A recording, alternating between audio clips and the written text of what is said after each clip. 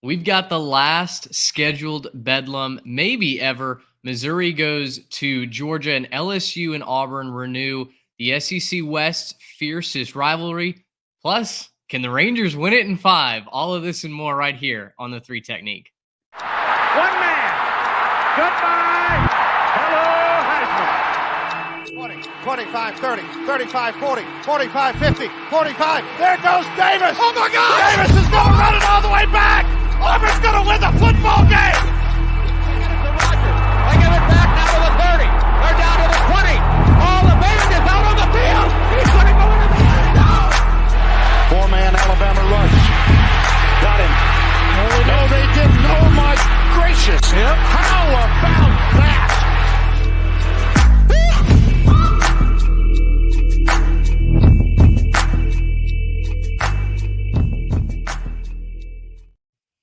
Well, hello, everybody. Welcome back into another edition of the 3 Technique, a college football podcast at the intersection of the X's and O's and the Jimmies and the Joes. I'm Mitch Mason, along with Trey Reeves, Garrett Turney. We are recording this on All Hallows Eve, Halloween evening.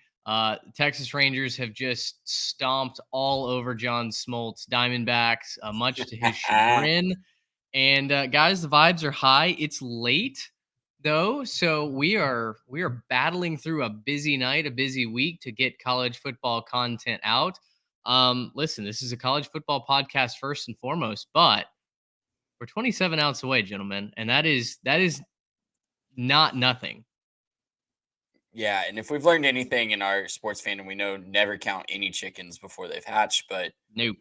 being up 3-1 sure is a lot better than being down 3-1, and that's all I'll say about that as we head into Game 5 Wednesday night. Hopefully we're celebrating this time tomorrow, guys.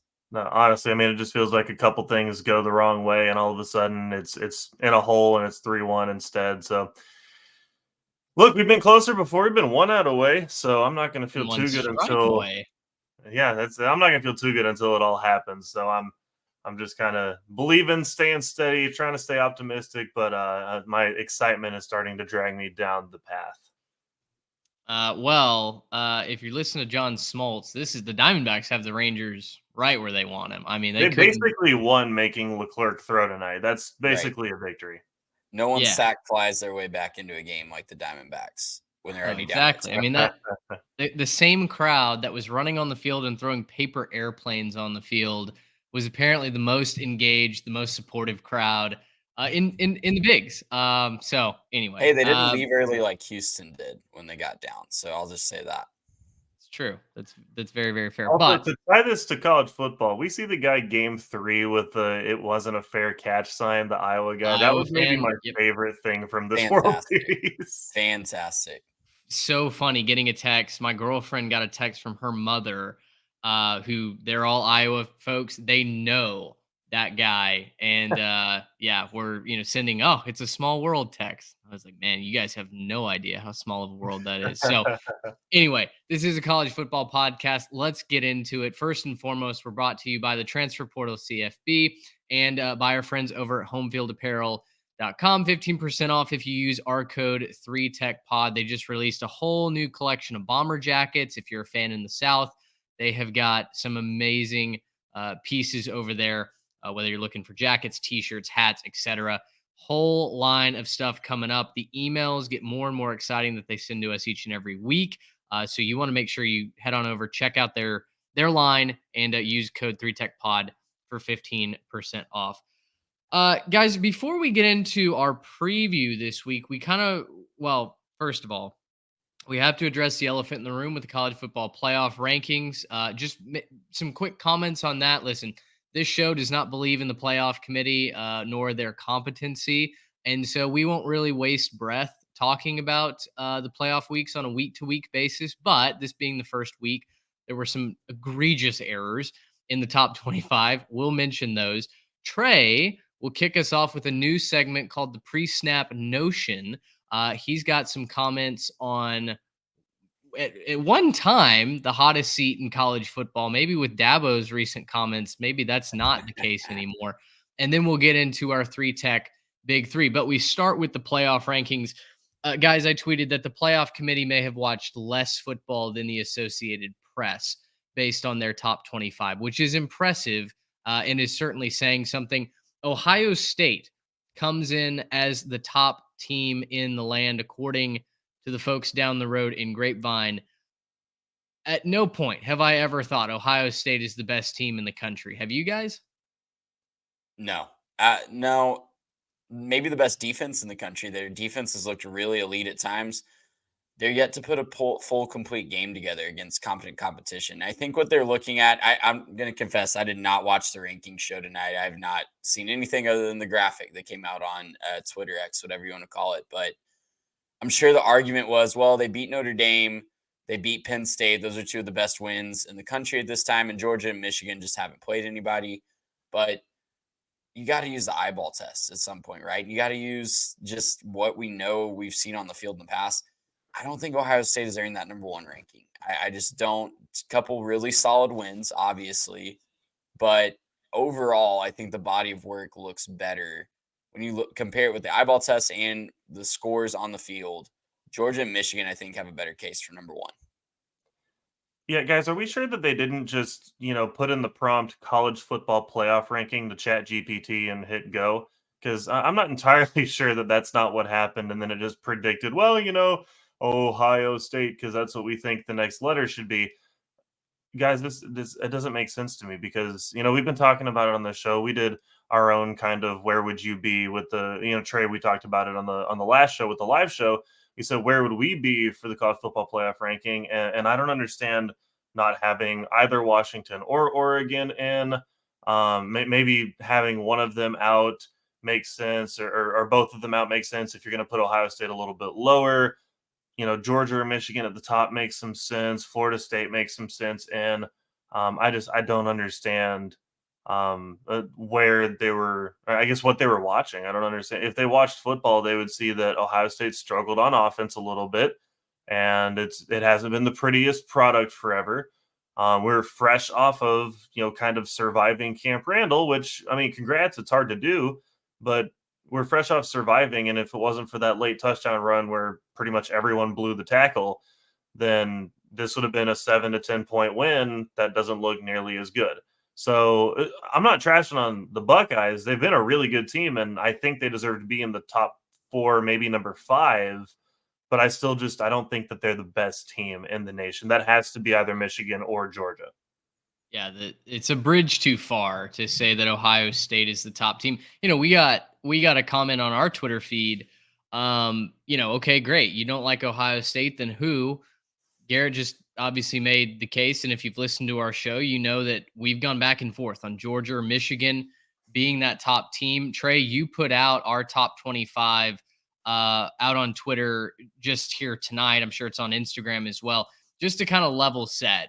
The CFP rankings from the committee are Ohio State 1, Georgia 2, Michigan 3, Florida State 4, Washington 5, Oregon 6. As one beat writer, I can't remember who it was, eloquently pointed out, we are headed for a Baylor TCU kind of repeat from 2014 with Oregon and Washington.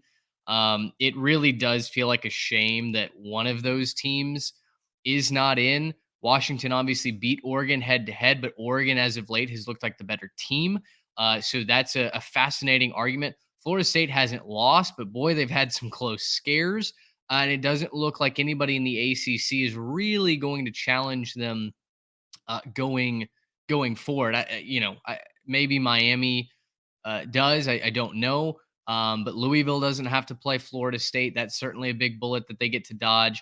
And yeah, Garrett, if you want to pull up our rankings now to compare, we went with Georgia 1, Michigan 2, Florida State at 3, Ohio State at 4, and then you've got Oregon and Washington at 5 and 6. So clearly we don't think that it's indefensible to have one of Oregon or Washington out.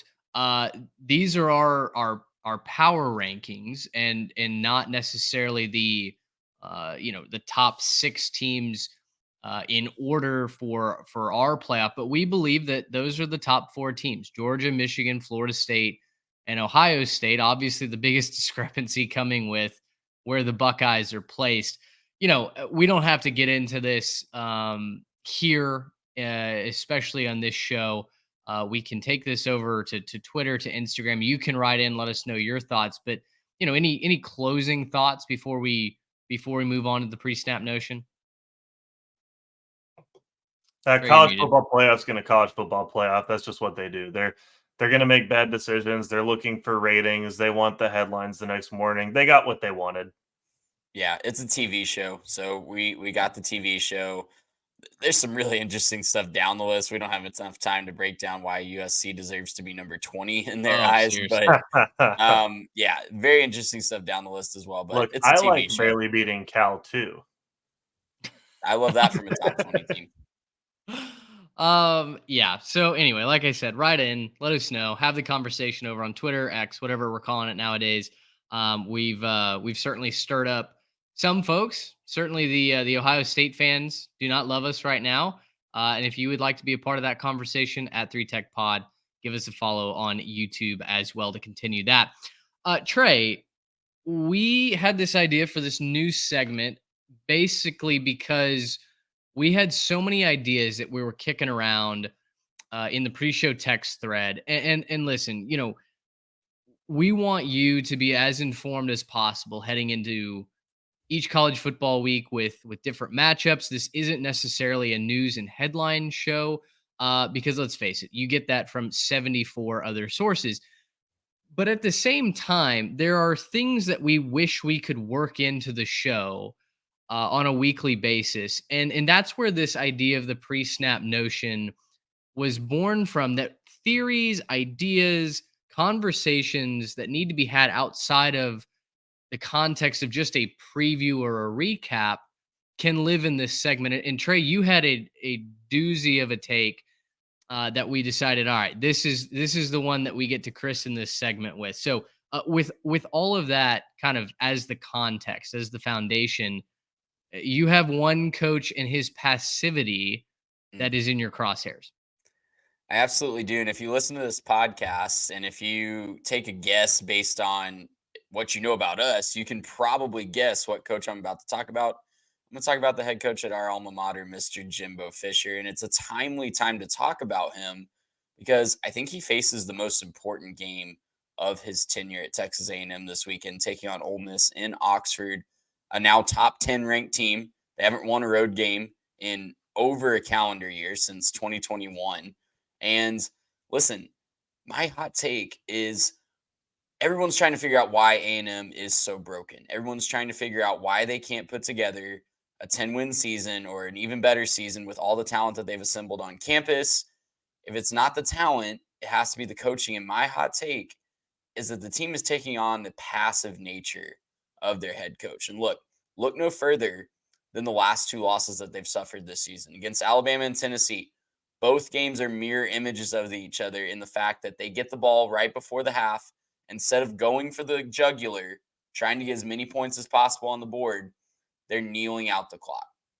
This team is terrified of making a mistake. This team is terrified of doing the wrong thing. You see it in the execution. That's the E word for Aggies. But you see it in the execution of every little thing that they're doing. They're terrified to miss a block. They're terrified to run the wrong route. They're terrified to fill the wrong hole on defense. And that is a microcosm of what Jimbo has brought, the attitude that he's brought. When he came to College Station in 2017, it was all about toughness, effort, discipline, and pride. I'm not going to argue that they're giving a good effort. I'm not going to argue that they have pride for who they are, but the toughness is a little bit questioned. It's a little bit concerning that they always seem like they're terrified to make the wrong mistake. And the head coach does it too. The head coach is terrified to do the wrong thing. That's the bold thing that helps you win the football game. I mean, where's the lie in all of that, Garrett? I feel like that is kind of a lot of the frustrations that A&M folks have had, not even just Aggies, from the national landscape. I mean, I get questions every single week. Hey, Mitch, you've covered college football for a long time. What's wrong with A&M? And I never have an answer, but I think Trey might have gotten really close to having an answer. Yeah, man, they're so bogged down, right? The Aggies are just so bogged down by over information, but nothing really means anything. It's all, just hey, it's time to execute, it's time to find the inches, whatever that means. Nick Constantino needs to find about 1,000 more inches worth of punting per game. So Not good. that's something worth looking at. When you get that bad of a production out of that many guys, and not even just that bad of production out of guys, but guys actively regressing, watching players look good one year and then the next year they don't look quite as good, and then the next year they're almost bad, and seeing players regress at multiple position groups is just extremely frustrating. Not the way it's supposed to go, not what happens when you have a top roster. And Aggie fans deserve better.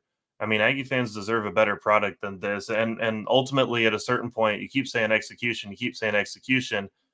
At some point, you actually have to put this on the coach and say that the execution is on him, and the execution is on him not putting his players in a good position. So, I mean, look, sometimes it's just, the player misses a block, player, drops a pass.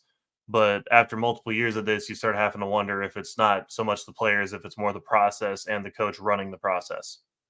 I mean, yeah, it's like we're looking for the inches. We're looking for the execution. You've been saying that for 3 years. Like, Hmm. what other stones do we have to overturn Right. other than the head coaching seat? You've replaced your offensive coordinator. You've obviously had to find a new defensive coordinator who took his lumps early, who spent all of 2022 taking all the flack from the fans, from us, finally adjusted. That defense is really, really solid. Yeah. I watched them in person this past weekend. They're a nightmare to go against. Yeah. As long if you don't have time to sit in the pocket and throw the football down the field against that secondary, you are in trouble because you can't Hmm. run it on them. You And cannot it's move. hard to have time. They Yeah, get after the quarterback really well.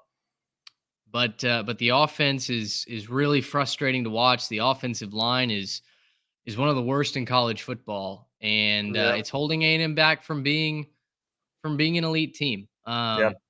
So we'll talk more about A&M in their matchup against Ole Miss coming up here in just a minute. Trey's going to be rejoining us just as quickly as he can. But Garrett, let's go ahead and move into our 3-tech big three. Let's start with Bedlam, our featured game of the week. It is the last Bedlam as we know it. Oklahoma State was just granted a ranking of 22nd in the country, which, boy, before their bye week, did anybody think that this Oklahoma State team would end up finding their way into the rankings? I'm going to guess not. Do you Oklahoma's mean when fresh. they lost to South Alabama at home Uh, and it exactly. wasn't close? Uh, I mean, a bad couple of weeks for Oklahoma State. They Yeah. didn't have a quarterback. Oklahoma, of course, fresh off the loss to Kansas, who also made it into the college football playoff ranking. This game is at 2:30 on ABC. Trey, we'll give you the first crack as we welcome you back in. Uh, this is the final Bedlam as we know it, and Oklahoma State, against the odds, has all of the momentum going into this game. Oklahoma is a 5.5, 6-point favorite, depending on where you look. I think our sponsor, my bookie, has them as a 6-point favorite. I feel like that is a high number given the recent events that have transpired with both of these teams.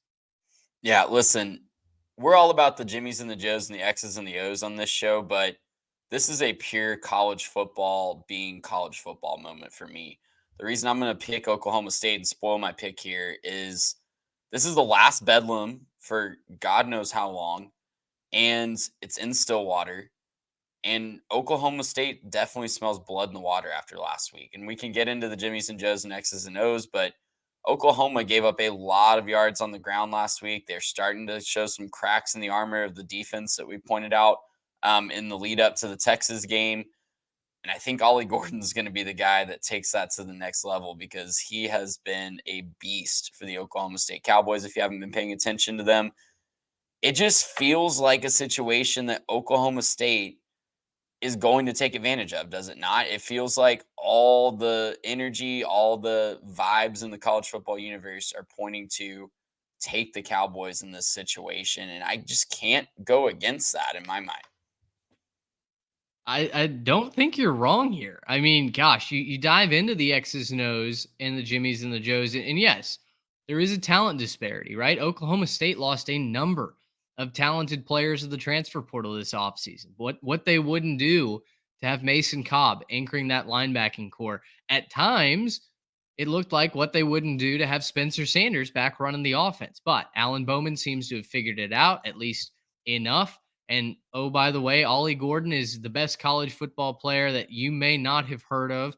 Ran for over 270 yards last week. The plan just continues to be feed Ollie Gordon. If you're Oklahoma State, guys, for me, this game is won and lost in the running game. Both teams have the ability to sling it deep. That's Oklahoma's preference. Dillon Gabriel wants to throw it down the field, but Oklahoma State wants to keep it on the ground, and they want to give it to their superstar running back.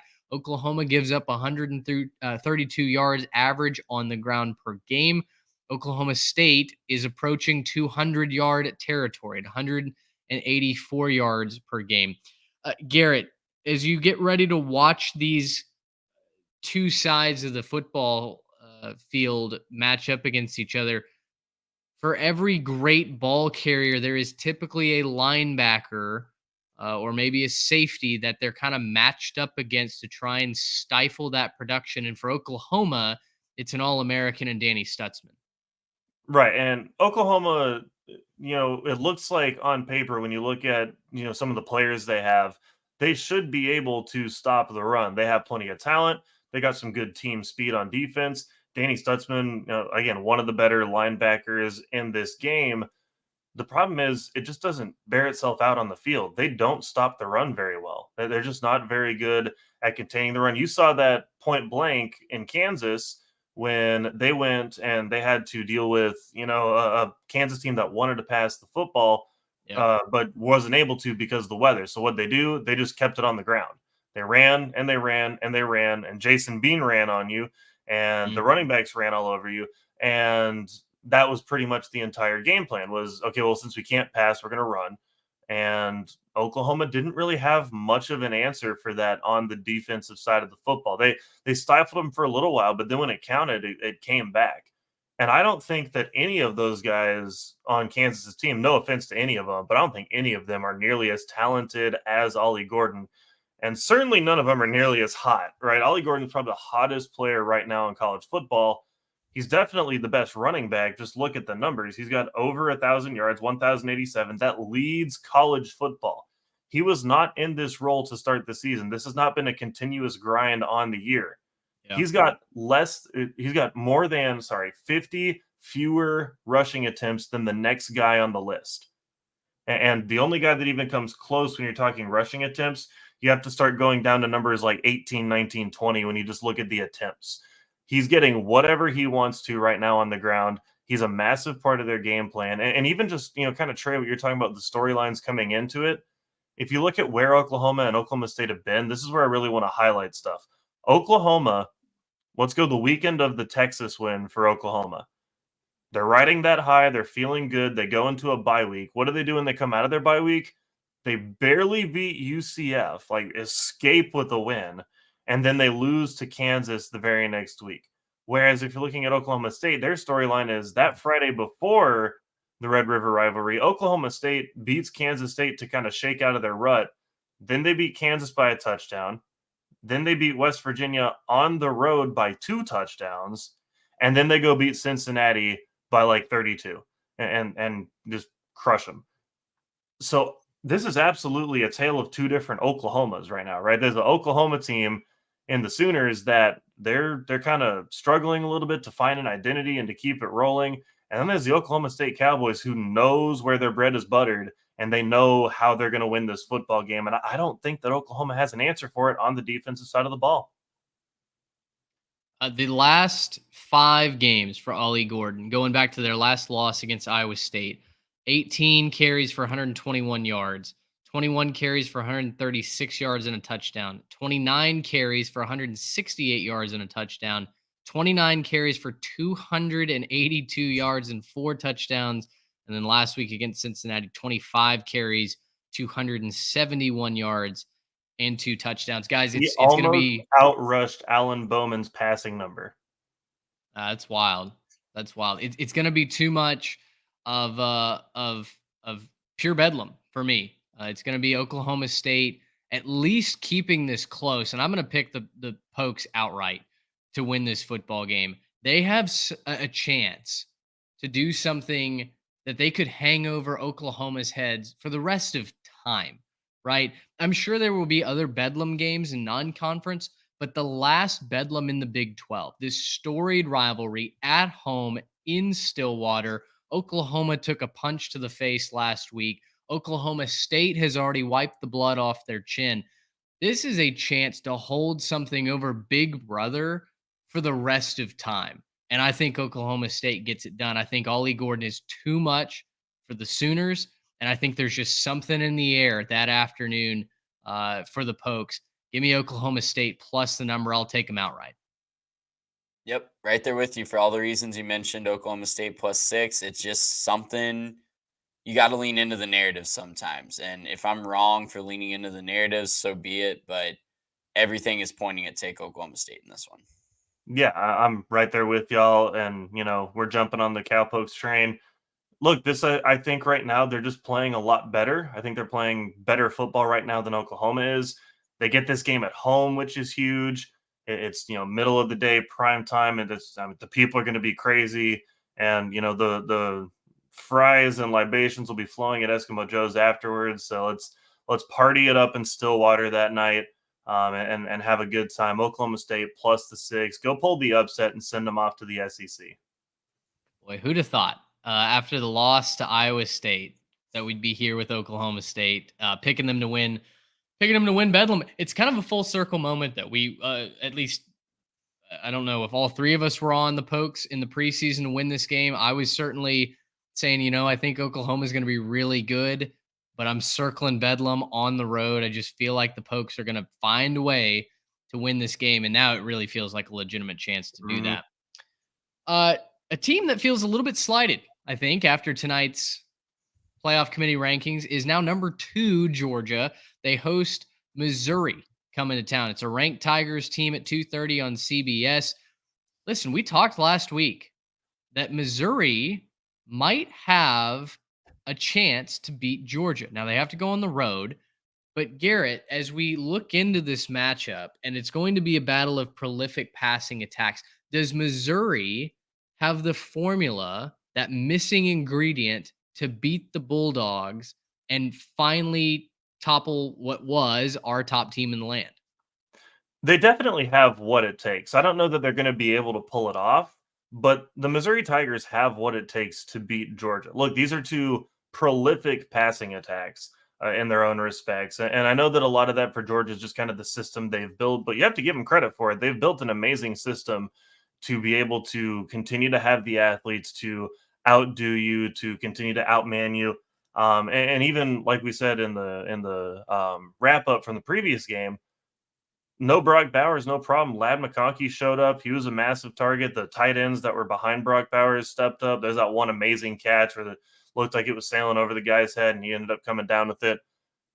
Look, if you're Georgia, you got the guys, but Missouri finally has some studs of their own. We've been talking about Luther Burden the entire offseason, all the way up into this season, and he's certainly getting the national attention that he deserves now. But Brady Cook has been doing a really, really good job as the quarterback at distributing the ball, at finding ways to get different guys involved. Theo Weiss has been involved a lot. Mookie Cooper, Marquise Johnson, they've been involved.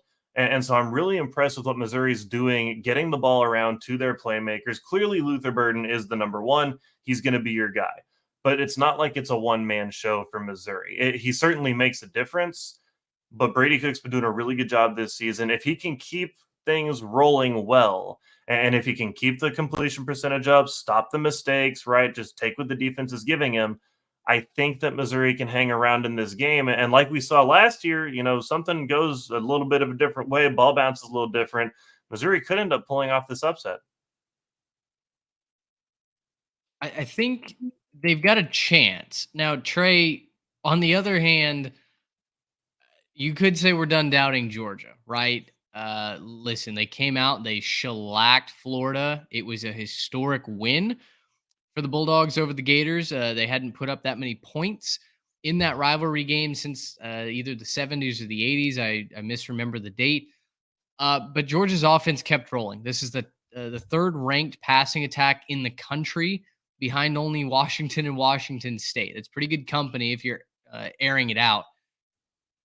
Missouri looks plucky, right? And they've got the heart, they've got that can't lose attitude, I think, to go in and have a chance. At the same time, this is our best team in the country for a reason. Yeah, you said it best right there. They are the best team in the country in our minds for a reason. And I think it's one of those reasons is the prolific passing attack. I think that if you're going to get Mizzou, you got to do it through the air. They have a really good rush defense, but their passing defense leaves a lot to be desired and has given up a lot of yards this year. And Georgia has the horses to do that. Carson Beck has quietly been one of the better quarterbacks in the country this year. He's living up to the hype and he's growing up as the season's progressing. He's a completely different quarterback. He was really good at the start of the season, but I think he's a completely different quarterback now than he was back in September. And that's a good thing for the Georgia Bulldogs offense. So he's spreading the ball around a little bit more now that he doesn't have the Brock Bowers safety blanket to throw to. But I think that's a bad matchup for the Missouri Tigers. I think that the talented receivers of Georgia are going to be open. Carson Beck can hit those receivers. He can make all the good throws. And I think Georgia's going to put up some points in this one. And Georgia has not shown that they struggle to stop even in the most prolific offenses. So I think the same could be said about Georgia. We've talked about in the past how if you're going to get Georgia, you go through the air. And stopping Luther Burden has not been something that really any team has been able to figure out so far this year. So Missouri can certainly keep it close, but Georgia's rounding into form, and that is scary for anybody that's standing in their way.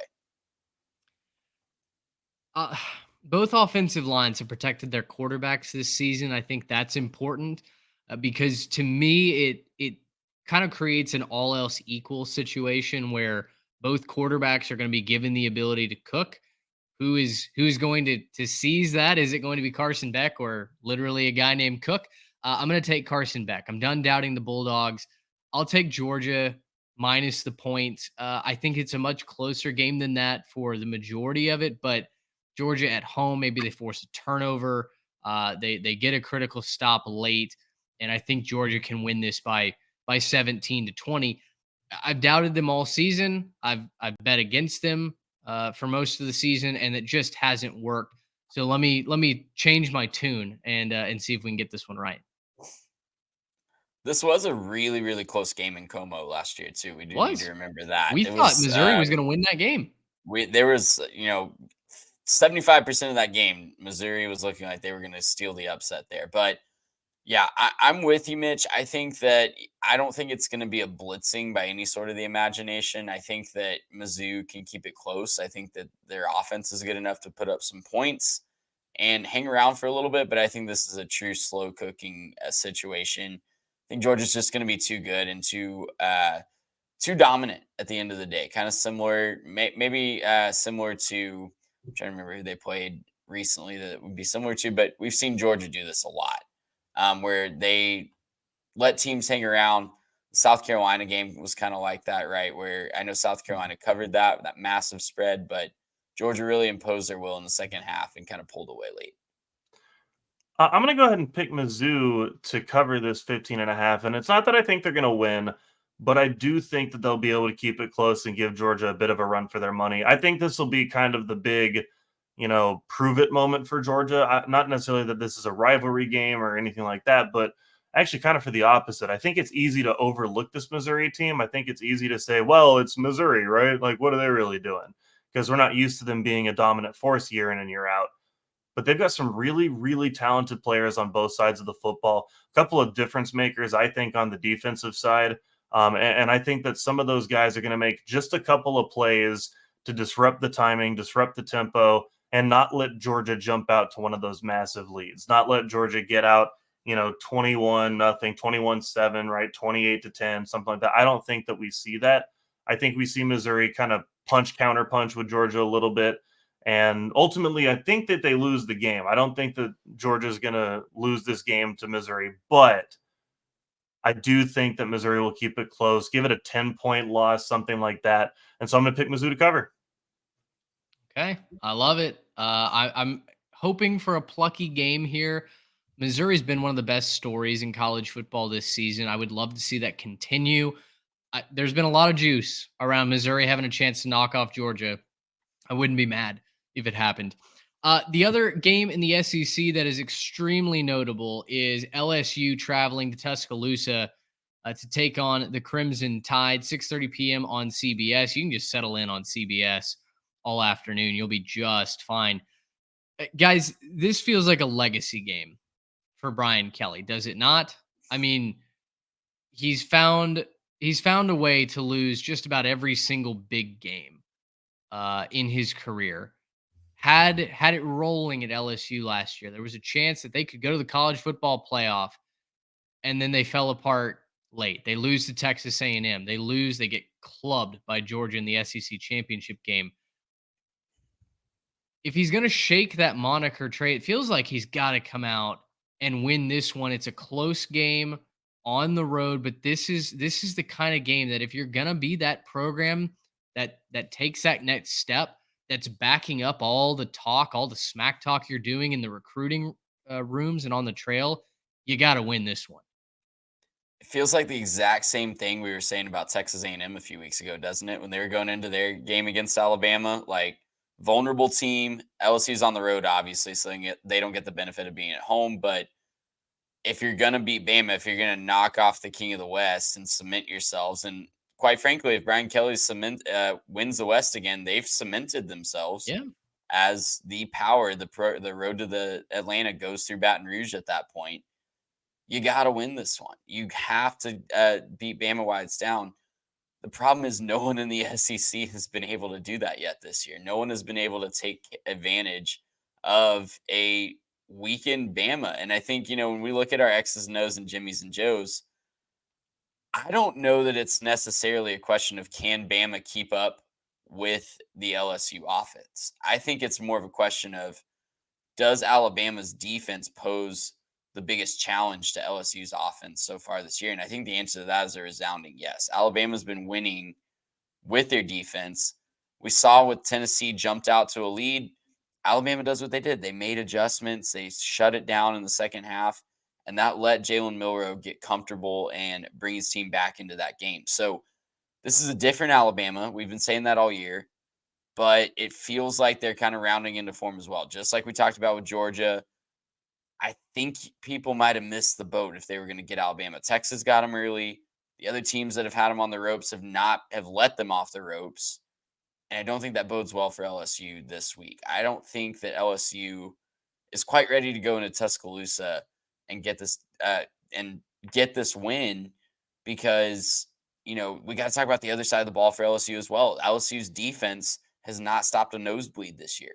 You're telling me that Nick Saban has not been salivating and Tommy Rees has not been salivating at a game plan with this LSU secondary? Like anytime they've gone up against a relatively formidable passing attack, it has not looked good for the Tigers. So I'm not confident in LSU's ability to outright win this game in Tuscaloosa. I think Alabama's going to win this one and cement themselves, make a statement that the SEC West still runs through Tuscaloosa. Garrett, with LSU's path to victory being a shootout, that's what their offense has done. Their offense has put up a ton of points. Alabama's offense at times has risen to that challenge, but like is not, more often than not, this is not an Alabama team that's going to win when you've got to score 40 points, right? Jalen Milroe has certainly improved. He's had his flashes. Boy, against A&M, it looked like they could score 40 points.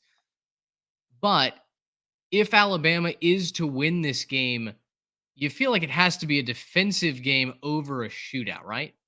Yeah, no, Alabama doesn't want to get in a track meet with LSU. If they're in a track meet, this is a loss, and it's not going to be that pretty. You look at what LSU's bringing to the table, right? The one thing that I think we can acknowledge is of all the teams that Bama's played this year, LSU's bringing in by far the most talented offense, I think, by a mile that they're going to see, right? It's multiple guys who've been getting it done all year. I think Jaden Daniels is an absolute star. You look at Malik Neighbors, but Brian Thomas Jr. as well. Those two guys have combined for over 1,700 yards and 20 touchdowns this season. These guys are, I mean, just doing what they want to. Both of them average over 17 yards a catch. These guys are studs. It's all that it is. And so if this becomes a track meet for Alabama, they're going to lose. I don't believe that Jalen Milroe can keep it close enough with the guys that they have in their receiver room if LSU is able to start running up and down the field and hitting 50, 60-yard bombs and all that, right? Now, obviously, Alabama's got a great defense, so they're going to do everything they possibly can to stop that. But I don't think they've been tested to this level, and I don't think that they've seen a wide receiver duo like this so far, right? Texas brought in some great talent. Obviously, they won that game. I still think that Brian Thomas and Malik Neighbors are better than anything Texas has on their roster in the wide receiver room. I'm not going to apologize for that either. Xavier Worthy is an incredible wide receiver for Texas. I'd take Malik Neighbors and Brian Thomas Jr. over both of them right now. So, look, end of the day, Alabama's going to keep LSU down somewhat on the offensive side of the ball. It's just about if they can match it, right? Because LSU, they're not going to stop a whole lot. They're going to try to rush the passer and be disruptive. That's effective against Milroe. If they can do that and maybe force a couple mistakes, force a couple of, I think turnover margin is going to be huge to watch in this one. See if you can maybe get a pick or two. If they can do that, LSU is going to be off to the races, and this one won't be close. Malik Neighbors has 981 yards receiving, 9 touchdowns. Thomas has 11 touchdowns this season. There is no doubt that the wide receiver core, the weapons that LSU has, are the biggest threat in this game. That being said, to me, it all comes down to the head coach. And the advantage there is with the Crimson Tide. This is a home game for Alabama at night. You talk about folks getting lubed up, the libations flowing. Alabama does not have a problem showing up to games when the opponent matters, right? When the opponent's got a little number next to their name. I think the environment, I think the total team effort, the defense that Alabama is going to put on the field, I think it's too much for Ryan Kelly and this LSU Tigers team. If you get pressure on Daniels and force him to have to create plays outside of the pocket, if you take away his primary options, that's when he's shown to not necessarily be an elite quarterback. If you make him be a quarterback, it's it's If you not take away typically that good. first and second read, right, and you have a safety, if you have 2 deep safeties, that has been the challenge for LSU. Caleb Downs, he's only a true freshman, but he's already one of the best in the country. For that reason, guys, I'm going to roll with Alabama minus the 3. Give me the home team, the better defense, the far better defense. This is my textbook. What am I looking for? What's the word I'm looking for? Grading scale.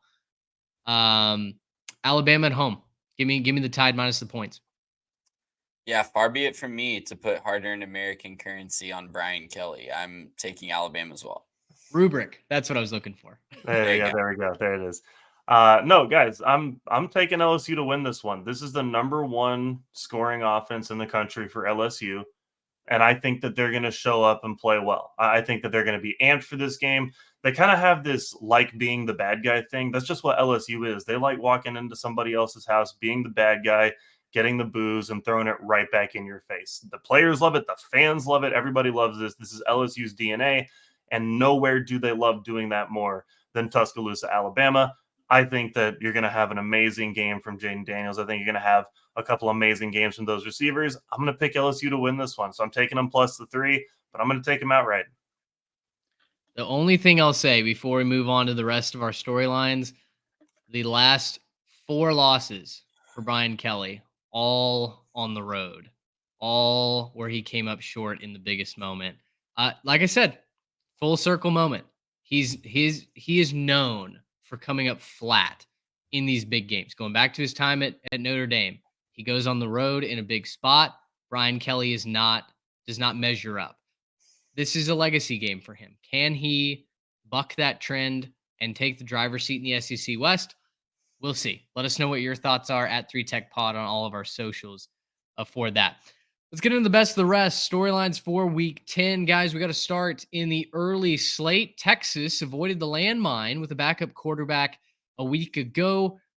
Now, what do we expect? They've got a top 25 Kansas State team coming in. This is the 11 a.m. Big Noon kickoff game on Fox.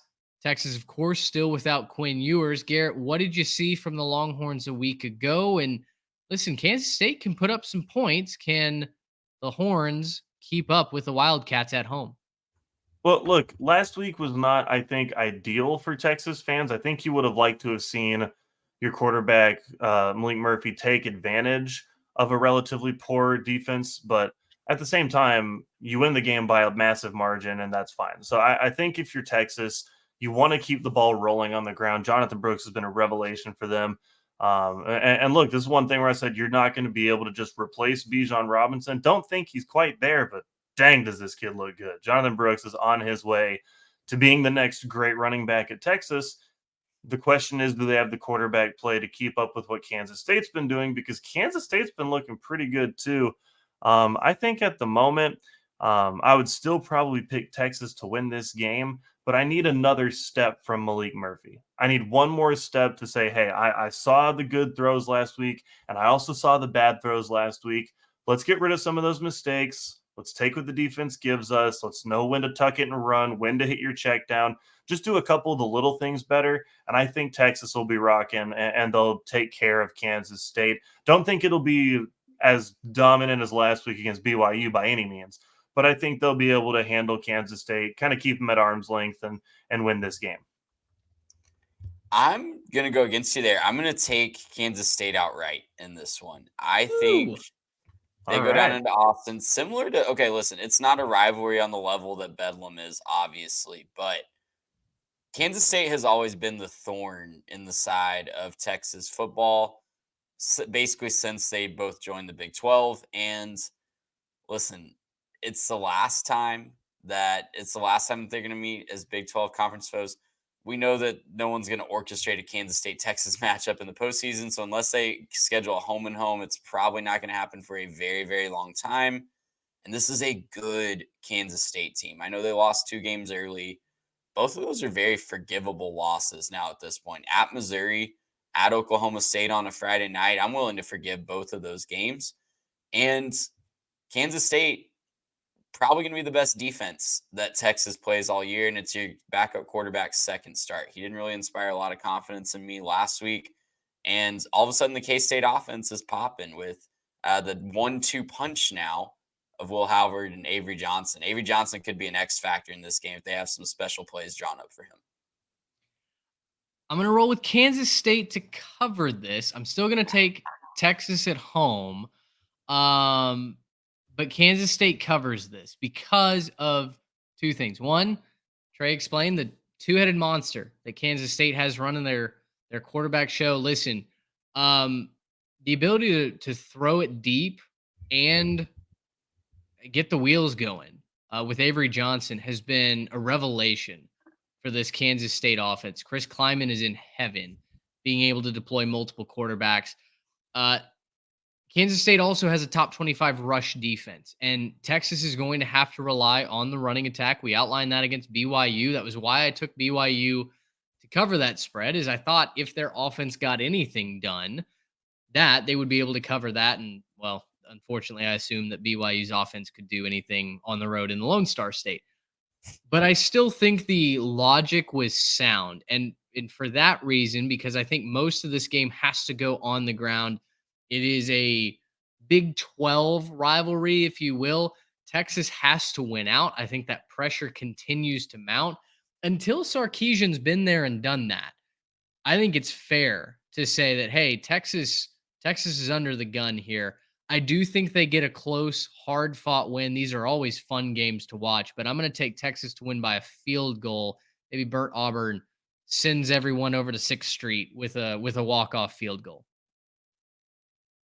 Yeah, I could definitely see that happening as well. Texas, talented team, obviously going to have the talent advantage on paper, but guys, I'm just going to read the scores of Kansas State's recent games for you guys. Since they lost to Oklahoma State, 38-21 over Tech, 41-3 over TCU, 41-0 over Houston last week. I know those teams are on a different level from the Longhorns on a talent-wise schedule, but you can't argue with those scores that Kansas State has been putting up there. They've been dominant recently.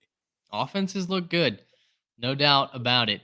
The other big game involving a team from the Lone Star State, Texas A&M, goes on the road to Ole Miss. We teased this off the top with the first edition of the pre-snap notion.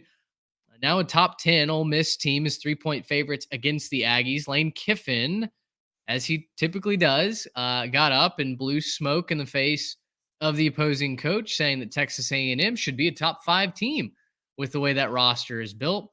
That is no news to us as Aggie fans. This Texas A&M team always finds a way to underperform.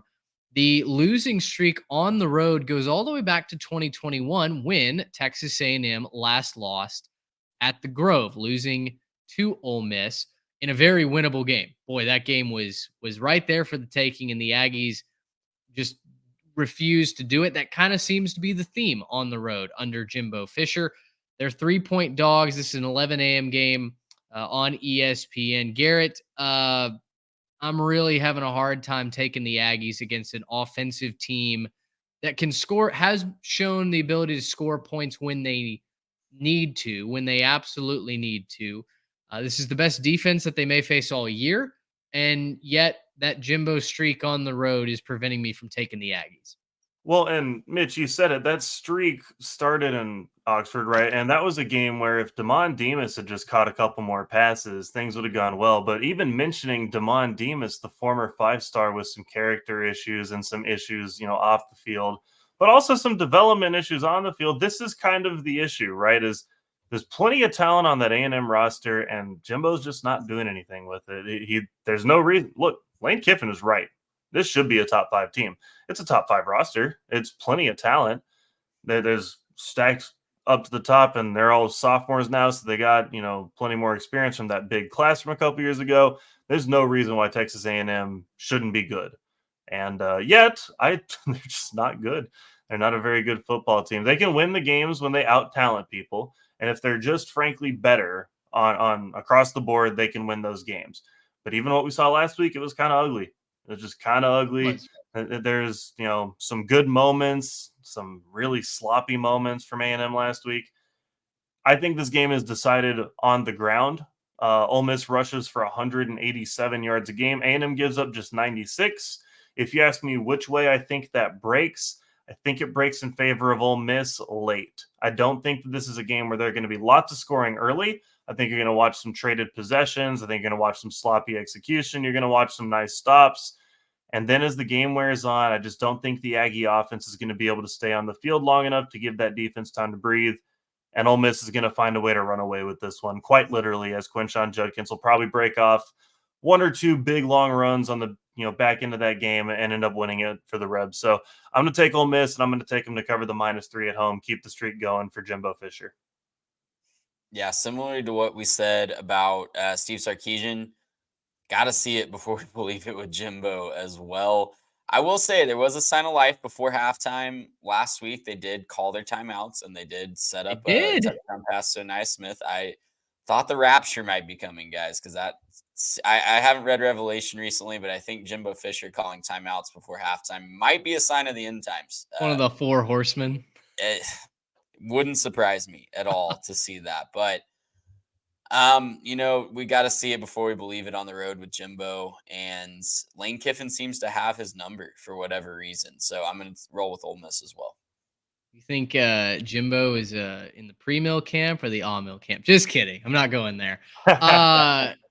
Yeah, listen, if Connor Wegman is the quarterback for A&M, I would feel really good about Texas A&M. I don't, if you listen to the show, watch the show, we believe Ole Miss is mostly sizzle and no steak. But Max Johnson I don't think he processes the game quite fast enough to make you feel really good about winning these road games, and especially against. Listen, Ole Miss hadn't done anything wrong this year. They've taken care of business. They're a top 10 team for a reason. I do think it's a little fishy that they're only a 3-point favorite at home. I think that is worth paying attention to, but ultimately, if you're asking me just to pick the winner, I'll take Ole Miss. We go from last year's biggest disappointment, guys, in the A&M Aggies, to this year's biggest disappointment. I give you the Clemson Tigers, who might miss a bowl game. They host number 12 Notre Dame, who are 3-point favorites. This is the 11 a.m. kick on ABC. Guys, Clemson had won double-digit games each of the last 12 seasons. The last time they didn't, they went 6-7 in 2010. Everybody by now has heard the clip. Tyler from Spartanburg calling into the coaches show. Dabo Sweeney telling him, "Hey, man, I don't know how old you are, but you're part of the problem. It's not you, or it's not me. It's you." To me, Dabo is quickly approaching Jimbo levels of dislike, and Clemson can make a bowl game. I think they can go 6-6, but the remaining schedule is versus Georgia Tech, who just upset North Carolina, versus North Carolina, and at South Carolina. That's all after probably losing to a top 15 Notre Dame team. Yeah, I hate for Clemson that this said 11 a.m. I think if they had any shot at pulling off the upset, that it would be in a night game in Death Valley, but that's not what they get. The TV overlords put it at 11 a.m., and that just really doesn't help their chances. And if we think back to this game last year, guys, Notre Dame was not in a great place last year. They were not close to being fully operational, and they just physically dominated the Tigers in South Bend. I can't remember the final score, but it was not a close game whatsoever. And Clemson right now just seems to be broken. They whatever reason, they have talent similar to what we talked about with A&M. They have talent. They're not. There's just something missing. There's a spark missing, and I know the easy low hanging fruit is they don't have a generational quarterback anymore, but it feels deeper than that. It feels like the program is kind of crumbling, at least from the outside looking in. You got coaches yelling at radio, calling fans, and just, Dabo saying something new and wild every single week that is just out of pocket. Things are not good in Clemson right now. So I'm going to roll with Notre Dame. I think that they kind of embarrassed Clemson this week. The Clemson's going to hit a new low this week in my mind. Hey, come on, guys. Dabo was right. What right did Tyler have calling into his radio show to That he criticize opens him the or call ask him? out. But okay, yeah, fine, maybe not. Maybe Dabo's not right. Okay, look, Clemson. I might put in the hot take right now. I think they miss a bowl game. I don't think that they end up winning this week. I think Notre Dame's going to stomp all over them. I think that's going to carry into next week against a Georgia Tech team that all of a sudden is playing really good football. Mitch, we've been on that train. The wreck is rambling right now. And y'all Suddenly the never Rambling Wreck wavered, has a right? path. How Well, about and that? Y'all fun never little. wavered, even when they lost to Bowling Green. No, Never I don't no. want to hear anything about That it. was in the Anyway, models. no, but interesting note too. Georgia Tech has been winning all their games in even numbered weeks for some reason. True. Like it's like an odd numbered week, even That numbered is week. true. Their last two even numbered week games are Clemson and Georgia. So I'm throwing it out there. I'm not saying they're winning those two, but it'll be fun to watch.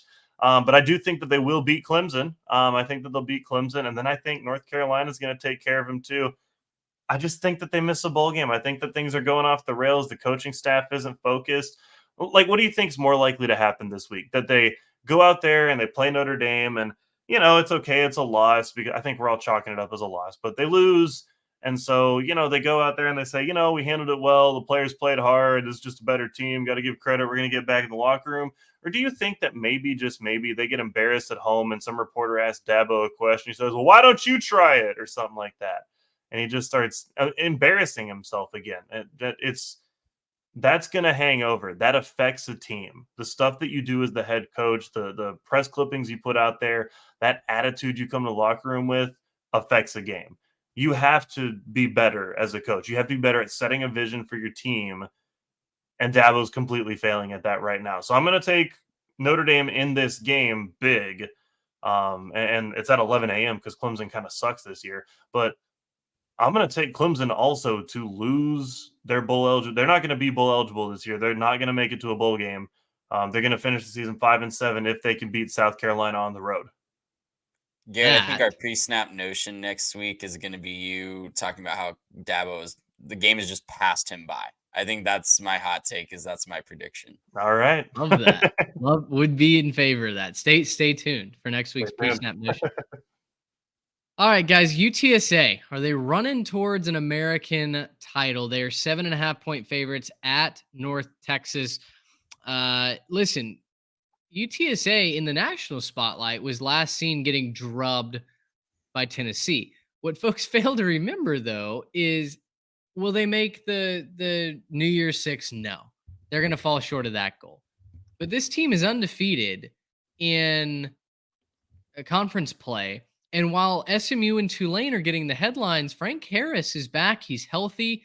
And the Roadrunners, they got a little bit of juice. Now they're taking on a very plucky UNT team, a North Texas team that I thought beat Memphis in their homecoming game a week ago and then gave up the game winning score in like the last 30 seconds. The Denton native Seth Hennigan leads the Tigers down the field. That was a little bit of a gut punch.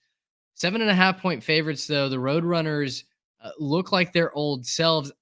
I think I'm going to roll with UTSA in this battle of Texas powers. Yeah, I'm right there with you. UTSA looks like they found themselves 4-0 in the American, and it's going to be a fascinating race down the stretch in that conference. I wrote about this a little bit for the transfer portal this week in our headlines and review, but all these conferences that have gotten rid of divisions and are rolling with the, best two teams, regardless of old division, best two records, it creates a lot of chaos. And UTSA has a date with Tulane on the last week of the season. That's going to look like it's going to be kind of a semifinal game for the American. Guys, I'm picking UNT in this one. I'm going to go ahead and go with the Mean Green. They've been agonizingly close the last couple weeks. It just feels like everything has gone right up until the last second, and then it just falls apart barely at the last second. And man, I just think that they find a way. I have nothing else but just kind of sheer belief that they can find a way. Chandler Rogers playing some real good football recently, 19 touchdowns to 1 interception on the year. They got a good offense. They can really score some points. I don't think that there's any quitting them, and I think they're going to find a way to pull this off. I'm going to take UNT to cover. I'm going to take them to win. I think that it's going to be. I think it's going to be a good weekend to be a fan of the Mean Green. This game is historically very, very close to UNT. Even when they have a big talent disadvantage, plays UTSA close. Last 2 years, it was 31-27 UTSA, and then they're both last year. Then in the Conference USA Championship, it was also 48-27 UTSA, and UNT actually beat them 45-23 the last time they played in Denton in 2021. Yeah, there you go. UNT is a program on the rise. UTSA, a lot of folks know about UTSA now. UNT's coming. Their recruiting has certainly gone up in the last couple of years. So really like what they're doing up in Go Mean Green. Guys, let's do some quick hitters here. Should Penn State be on upset alert against the unit formerly known as the Maryland Terrapins? Garrett, this has gone sideways in a hurry. I don't think we really need to dive into their embarrassing loss to Northwestern a week ago. I'm just sorry to see that your turtle has officially died. Mitch, I'm still blaming you for breaking my turtles by picking them in the ledger. I'm still putting this on you. I turned it around last week, man. It's just too hard to accept the truth, and I don't want to. So, look, my turtles are dead. I kind of feel like Kevin in The Office when he ran that turtle over and he's trying to piece it back together. Together. Yeah, I kind of feel like Kevin right now with my turtle. My turtle's dead. I don't want to acknowledge it. I can put its shell back together and feed it and stuff, and then it'll be better. I know they're dead. I still think this is a good team. I still think this is a team with a lot of talent. They just haven't been able to run the football recently, and that's, I think, been their undoing. If they can reestablish the run, that's great, but probably not against Penn State. So Talia's got to stop throwing pick sixes, man. That's a factor too. That's really, really tough. He needs to throw more touchdowns, just not to the wrong team. Yeah, exactly. Someone posted on Twitter that drawing meme of like the back half of the horse is like immaculate, and then it's just the stick figure, like Maryland season year after year. And I felt that. It's the same script. We buy in when they're 6-0, and then they pull a Syracuse and they lose their next 6 games. I still because love they my haven't turtles. played any of their real schedule yet. Anytime they get into the Big Ten East, and it just Guys, The that's still on my film. realignment I'm will not be gonna fail really to believe.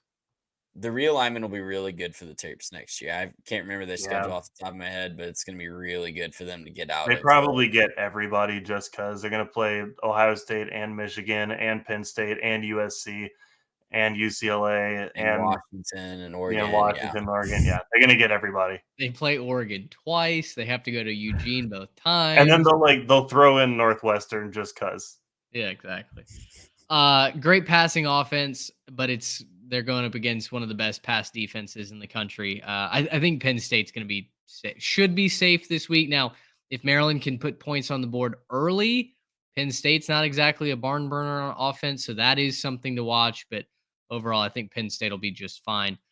Sunbelt dark horses. You get one team eliminated from Sunbelt contention in a matchup between Georgia Southern, who surprised us all last week, against Texas State. Both of these teams are in second place in their respective divisions. Georgia Southern in the East, Texas State in the West. You can watch this at 2 p.m. on ESPN Plus. Georgia Southern came out and beat the brakes off Georgia State. We thought the Atlanta boys were going to rep last week. Trey, we were wrong about that. Y'all have a leaning in this one? I'm leaning Georgia Southern, but with the caveat that Texas State has played a lot better at home this year versus on the road. 2-point spread. I think Georgia Southern gets it done. They were really impressive last week, like you said, Mitch. And Texas State is a really fun story. Don't get me wrong. I think that they came out of the gate hot. I think they have a little bit of Colorado in them where they came out hot, kind of exploited some really bad teams at the beginning. They can't And stop anybody. we got really excited, and I don't know that they're going to be as sustainable. I do think they make a bowl game. They have the schedule to get Yeah. bowl eligible. They need one more win, but a little bit of Colorado and Texas State. They do play better at home, though. I'm still going to take Georgia Southern. Yeah, I'm taking Georgia Southern too. Really impressed me last week, and I think that just keeps rolling. They're obviously a motivated team. They're obviously playing really well as a unit. So, give me Georgia Southern, and I do think Texas State ends up bowl eligible too. It's not going to happen this week. There's been no mention of the Rally Trident for a couple of weeks now, so I'm going to roll with the Eagles as well on this one. I think Texas State could help themselves a lot if they would just have some more mischievous band members. So, GJ, get on that, man. Let's have some things. Colorado State was throwing snowballs this week. Let's have more band members throwing Rally Tridents around the place in San Marcos. All right, Trey, I'm gonna let you have the floor here. Kansas at Iowa State. Kansas is in the rankings for the playoff committee. I think we agree with that. Iowa State, though, is at home despite 3 losses. Only one of them is in conference, and both of these teams have a path to the Big 12 championship. I would love to hear you defend Iowa State winning out and making it to Arlington. That is tied for first place in the Big 12, Iowa State, to you, sir. Which none of us had even remotely in the card. I want to say I said there's a path to the bowl game in July, and you guys laughed at me, but We here did. we are. We did. So listen, Iowa State is favored in this game, All right. and that's wild to me. I have no idea why Iowa State's favored in this game. You asked me to defend them winning out. Their schedule down the stretch is absolutely brutal. They're not going to win out. But it's amazing that they're here with everything that they've gone through this year. It's amazing. We got Rocktober instead of Brocktober this year. But I don't know, man. I'm just really thrown off by this line. Usually when we see a weird line like this, we want to steer into it. Kansas coming off a big emotional letdown.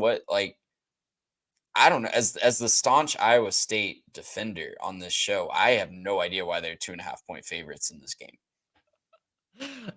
It's a 5-way tie atop the Big 12 between And Oklahoma, Iowa State is Iowa one State, of those 5 teams, are they not? Oklahoma State, They are.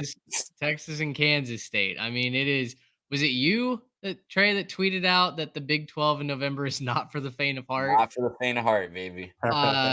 Yeah, if you're curious, it's number 21 Kansas at BYU, at home against Texas, and at Kansas State. That remaining schedule is not for the faint of heart. I